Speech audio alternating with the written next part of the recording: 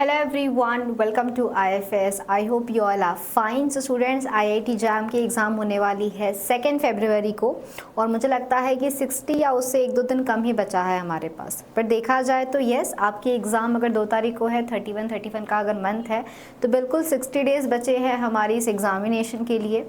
जानते हैं क्या करना है आपको अभी। अगर आप चाहते हो सिलेक्शन इन IIT तो आपको अभी कौन कौन से मेजर्स लेने चाहिए, इन लास्ट के 2 महीनों में आप लोगों ने क्या क्या प्लान करना चाहिए, वो सारी बातें आज के सेशन में हम डिस्कस करने वाले हैं। वीडियो को बिल्कुल एंड तक देखना है ताकि आप कोई भी पॉइंट यहाँ से मिस ना कर दो। पहली बात तो आप लोगों ने घबराना नहीं है, टाइम बिल्कुल वेस्ट नहीं करना है और जितना ज़्यादा हो सके प्रोडक्टिविटी अपनी इंक्रीज़ करो, जितनी ज़्यादा हो सके प्रिपरेशन करो और एक बहुत ख़ास ध्यान रखना है वो है अपनी हेल्थ का। इस टाइम पे बीमार पड़ोगे तो फिर बहुत नुकसान हो सकता है, तो हेल्थ का सबसे ज़्यादा ध्यान रखना है। क्या करना है आपको, तो 1 महीना शुरुआत का जो हमारे पास में 1 महीना है, इसको आप प्लीज़ इन्वेस्ट करें अपने कंसेप्ट्स को बिल्ड करने में। जो भी हमारे इम्पोर्टेंट टॉपिक्स है, जो भी हमारे इम्पोर्टेंट कॉन्सेप्ट्स हैं, उनको आप अच्छी से प्रिपेयर करें, उनको आप अच्छी से और ज़्यादा पॉलिश करना है। हमारे जो भी टॉपिक्स है जो बिल्कुल आपका एक सॉलिड फाउंडेशन बनाता है एग्ज़ाम के लिए, आप उन सब्जेक्ट्स पे पहले फोकस करें। मैं उम्मीद कर रही हूँ आप सब ने हर टॉपिक को कम से कम एक बार तो पढ़ लिया है। फिज़िक्स, केमिस्ट्री, मैथ्स, बायोलॉजी के सारे टॉपिक्स आप एक काम करके एक लिस्ट बना लीजिएगा और उस लिस्ट में आप मेंशन कर लो कि आपको यहाँ से कौन कौन से टॉपिक्स आते हैं और किस टॉपिक पे आपको अभी भी और थोड़ा काम करना पेंडिंग है। एक बार आपके पास वो लिस्ट बन गई तो लिस्ट पे फिर फोकस करो कि कौन सा टॉपिक हमें अच्छी से आता है, कौन सा हमें ज़्यादा अच्छी से नहीं आता है। आपके पास उन सब का डिटेल एनालिसिस होना चाहिए कि एग्ज़ाम में रफली माइक्रोबायोलॉजी से कितने क्वेश्चंस पूछे जाते हैं, बायोटेक से कितने क्वेश्चंस पूछे जाते हैं। मैंने आप लोगों के लिए पेपर एनालिसिस का वीडियो भी बना के रखा है इस चैनल के ऊपर, या आप हमारी वेबसाइट से भी चेक कर सकते हो। तो ये आपको हेल्प करेगा टू आइडेंटिफाई कि भाई किस टॉपिक पे हमें ज़्यादा एम्फसाइज करना चाहिए। ये बात आपको यहाँ से समझ में आ सकती है। आपको लगता है जो सेक्शंस आपके लिए थोड़ा सा वीकर है, जिसमें आपको ज़्यादा टाइम लगेगा प्रिपेयर करने को, उनको आप थोड़ा ज़्यादा टाइम दें। जो आपको बहुत अच्छे से आता है उसको आपको बहुत कम टाइम लगेगा प्रिपेयर करने के लिए। और अभी अपने शॉर्ट नोट्स को यूज़ करो ताकि आप कम टाइम में मैक्सिमम रिविजन कर सको। जो भी आपके कोर सब्जेक्ट्स हैं उन पे ध्यान दें, अप्लाइड पार्ट पे ध्यान दें, क्योंकि आपके एग्जाम में काफ़ी सारे एक्सपेरिमेंटल क्वेश्चंस भी पूछे जा सकते हैं। आपके जो भी MCQs होते हैं NAT क्वेश्चंस में, तो आपको they take all the liberty to ask you variety of questions. तो हर जगह से जितना हो सकता है उतनी आपने पढ़ाई और प्रैक्टिस करनी है। बहुत जल्दी हम आप लोगों के लिए 1 शॉट रिवीजन सीरीज़ लेके आएंगे। आपकी और कोई डिमांड होगी कि हमें ये चीज़ करना है तो बिल्कुल हम आपके लिए वो सारी एफर्ट्स लेने को तैयार हैं। सो आप लोगों ने क्या करना है, नेक्स्ट वीक, अभी मतलब जो हफ्ता हमारा स्टार्ट होगा, डे 1 पे सारे टॉपिक्स लिख लो। क्या आपके लिए इजी है, क्या आपके लिए डिफ़िकल्ट है। अगर आपने कोई टॉपिक स्किप किया है, क्या वो इम्पॉर्टेंट है, इम्पॉर्टेंट होगा तो उसके PYQs दे के उतने टॉपिक्स को कर लो जहाँ से ज़्यादा क्वेश्चंस पूछे जाते हैं। अगर आपको वो टॉपिक में लगता है कि क्वेश्चंस कम पूछे जा रहे हैं, स्किप कर सकते, तो आप स्किप करो। अभी कोई नया टॉपिक को बिल्कुल बेसिक से शुरुआत मत करना, जितना आता है उन पे ही आप लोगों ने ज़्यादा से ज़्यादा फोकस करना है। तो मुझे लगता है कि 4 हफ्ता अगर आपने पढ़ाई के लिए अपनी प्रिपरेशन में इन्वेस्ट किया तो बिल्कुल वो वेस्टेज नहीं होगा, ये आपको बहुत ज़्यादा हेल्प करेगा। और ये जो 4 हफ्ते हैं इसके अंदर ट्राई करना कि हर हफ्ते में कम से कम 1 या 2 फुल लेंथ मॉक टेस्ट लगाते रहो। ये 4 हफ्तों में कम से कम 1 या फिर 2 फुल लेंथ के मॉक टेस्ट लगाना, चाहे यूनिट वाइज लगाओ चाहे फुल लेंथ मॉक टेस्ट लगाओ, बट आपने मॉक टेस्ट को कंटिन्यू रखना है, छोड़ नहीं देना, क्योंकि मॉक टेस्ट आपको बहुत ज़्यादा फ़ायदा दिलाएगा आगे। आपका डेली प्लान का ब्रेकडाउन क्या होना चाहिए, आपको डेली क्या क्या करना है, तो सुबह कम से कम 3 से 4 घंटे आपने रिजर्व रखना है किसके लिए, जहाँ पे आप कोई एक मेजर टॉपिक को पढ़ो विथ कंप्लीट कंसंट्रेशन। आप लोगों का जो भी टॉपिक है, अगर बायोलॉजी को आपने 12 यूनिट्स के अंदर डिवाइड किए हुए हैं तो एक एक यूनिट को आपने एक एक दिन उठाना है और एक एक यूनिट को आपने एक दिन में पूरा प्रिपेयर करना है। 1 day study entire immunology, 2nd day you can study entire ecology, एक दिन आप पूरा एवोल्यूशन पढ़ लो। ओके या फिर आप चाहो तो दिन में 2 टॉपिक्स कर लो, 2 घंटा इकोलॉजी पढ़ लिया, 2 घंटा केमिस्ट्री पढ़ लिया। तो केमिस्ट्री फिजिक्स मैथ्स को भी साथ में लेके चलना, उसको नहीं लास्ट में छोड़ देना कि लास्ट में देख लेंगे फिर टेंशन आ रही है, नहीं, ये बिल्कुल नहीं करना है। आपको सुबह कम से कम 3 से 4 घंटा एक कंप्लीट टॉपिक को प्रिपेयर करना है, उससे क्वेश्चंस सॉल्व करके देखो। आफ्टरनून का टाइम आप लोग यूज़ कर सकते हो कुछ लेक्चर्स देखने के लिए। हम आप लोगों के लिए काफ़ी सारी सीरीज़ लेके आ रहे हैं। आफ्टरनून में आपके लिए सीरीज़ चलती है, शाम को आपके लिए लेक्चर सीरीज़, मतलब question practicing, IIT JAM, anything जो भी आपके एग्जाम में काम आएगा वो सारे सीरीज़ हम आपके लिए लेके आए हैं।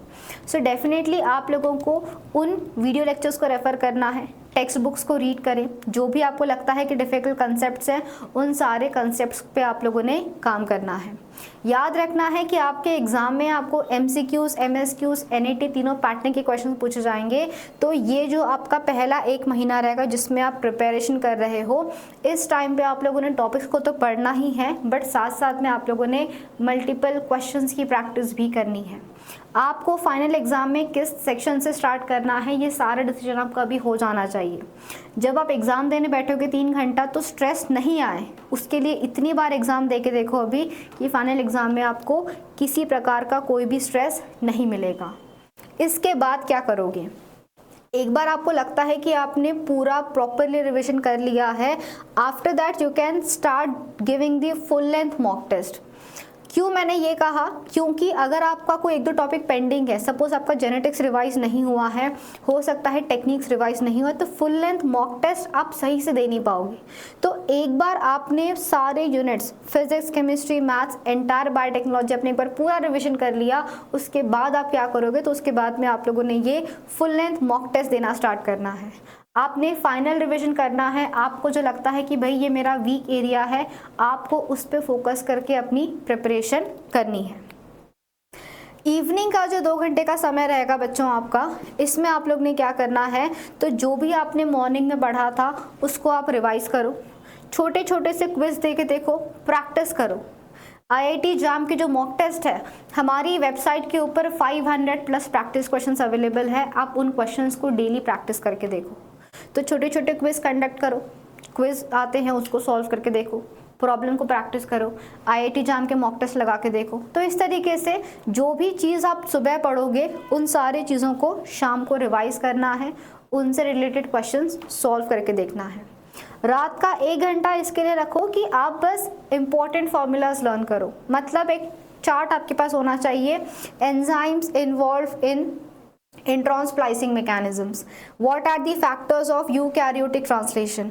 सारे फैक्टर्स जो आपके पास में लर्न करने वाले पोर्शन होते हैं उनको शाम को एक बार ज़रूर देखना और उनको लर्न करते हुए आप लोग फिर सो सकते हो।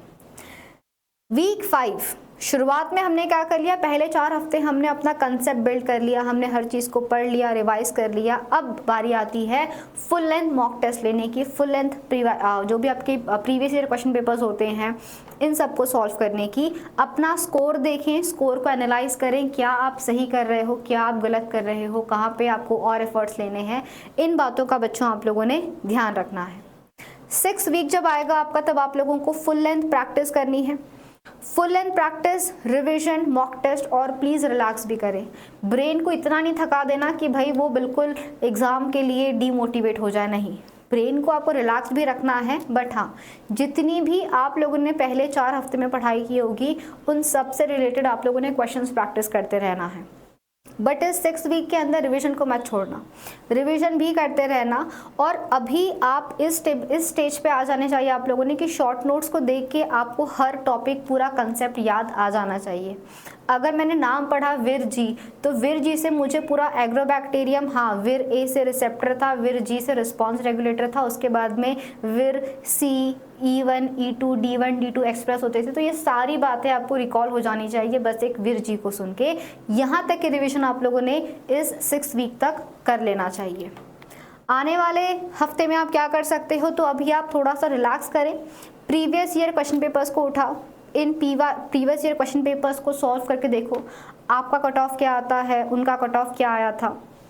इस बेसिस पे आप अपना प्लान बनाओ कि भाई मुझे अपना टाइम मैनेज कैसे करना है, फोकस करें कैसे आप एग्जाम में एक्यूरेसी मेंटेन करते हो, बिकॉज एमसीक्यूज के अंदर आपको नेगेटिव मार्किंग भी मिलने वाली है, तो नेगेटिव मार्किंग ना आए, ज़्यादा से ज़्यादा आप स्कोर कर पाओ एमएसक्यूज और एनएटी से, इन बातों का आप लोगों ने यहाँ पे ध्यान रखना है। जो भी आपके हाई वेटेज टॉपिक है, रीसेंट का जो ट्रेंड है इम्यूनोलॉजी, माइक्रोबायोलॉजी, यहाँ से बहुत क्वेश्चंस आ रहे हैं, बायोकेमिस्ट्री से बहुत क्वेश्चंस पूछे जा रहे हैं, सेल बायो, इन सब से बहुत सारे क्वेश्चंस पूछे जा रहे हैं। तो आप लोगों ने उन हाई वेटेज टॉपिक पे ज़्यादा ध्यान देना है, उन पे आप लोगों ने ज़्यादा फोकस करना है। आप अपनी गलतियों को देखो, गलतियां करोगे नो डाउट, बट गलतियां फाइनल पेपर में ना हो। 2 फरवरी को गलतियां ना हो, इसके लिए जितनी गलतियां पहले करोगे अच्छी बात है, गलतियां करो, सीखो, याद रखो कि गलती दोबारा नहीं करनी है। सो कंसेप्ट क्लैरिटी रखें, मिस्टेक्स को रिव्यू करें और नेक्स्ट टाइम से मिस्टेक ना करो, इस बात का भी आप लोगों ने ध्यान रखना है। आखिरी जो हफ्ता आएगा हमारा, उस टाइम पे आराम से बस रिवीजन करो, थोड़ी बहुत प्रैक्टिस करो, ओके ज़्यादा स्ट्रेस नहीं लेना, बट हाँ मॉक टेस्ट देने की हैबिट को नहीं छोड़ना, क्योंकि फाइनल एग्ज़ाम में अल्टीमेटली आपको एग्ज़ाम ही देना है। तो आप इतनी ज़्यादा मॉक टेस्ट दे दो ना कि फाइनल एग्ज़ाम में आपको लगे ना कि हमको एग्ज़ाम दे रहे, लगना चाहिए कि मॉक टेस्ट ही दे रहे हैं, तो आप इतना रिलैक्स्ड रहोगे। अगर आप मॉक टेस्ट नहीं दोगे तो आप वो रिलैक्स्ड फील कभी नहीं कर पाओगे। So if you want to feel that relaxed in the examination, ज़रूरी है बार बार वैरायटी ऑफ मॉक टेस्ट को सॉल्व करना। सो ये कुछ इंपॉर्टेंट बातें थी आप सभी के लिए। अगर आपको लगता है कि आपका कोई टॉपिक अभी भी मिसिंग है, आपको लगता है कि कोई टॉपिक आपने अब तक प्रिपेयर नहीं किया है, तो आप इस क्रैश कोर्स में एनरोल करके प्रिपरेशन कर सकते हो। 2 महीने का टाइम है। आपको लगता है कि यार केमिस्ट्री का कुछ पोर्शन रह गया है, फिजिक्स का कुछ पार्ट रह गया है, तो हमने आप लोगों के लिए एक्सक्लूसिवली ये क्रैश कोर्स डिज़ाइन किया है, जिसमें बहुत कम टाइम में आप ज़्यादा से ज़्यादा कंसेप्ट को क्लियर कर सकते हो। और फिलहाल ये क्रैश कोर्स आप सबके लिए अवेलेबल है at a very minimal price, that is 1999। महज 1999 में आपको ये पूरा कोर्स मिल रहा है, जिसमें आपको बायोटेक्नोलॉजी, केमिस्ट्री, फिजिक्स, मैथ्स सारी चीज़ें करवाई जाने वाली है। तो यहाँ पे आपको लेक्चर्स मिलेंगे रिकॉर्डेड फॉर्म के अंदर, डीपीपी है, टेस्ट है, हर चीज़ अवेलेबल है। बेस्ट टीचर्स ने आप लोगों के लिए इसको रिकॉर्ड किया हुआ है, तो डेफिनेटली आप इसको रेफर कर सकते हो फॉर योर प्रिपरेशन। प्लस जो मैंने इतनी आपको बोला है कि मॉक टेस्ट सॉल्व करो, प्रैक्टिस करो, तो कहाँ से करोगे? हम आप लोगों के लिए एक टेस्ट सीरीज़ भी लेके आए हैं, जहाँ पे आप अपना परफॉर्मेंस एनालाइज कर सकते हो, अपना कंपटीशन चेक कर सकते हो, टाइम कितना देते हो। आपको लास्ट में पूरा एनालिसिस मिलता है कि आपने किस सेक्शन में कितना टाइम स्पेंड किया है।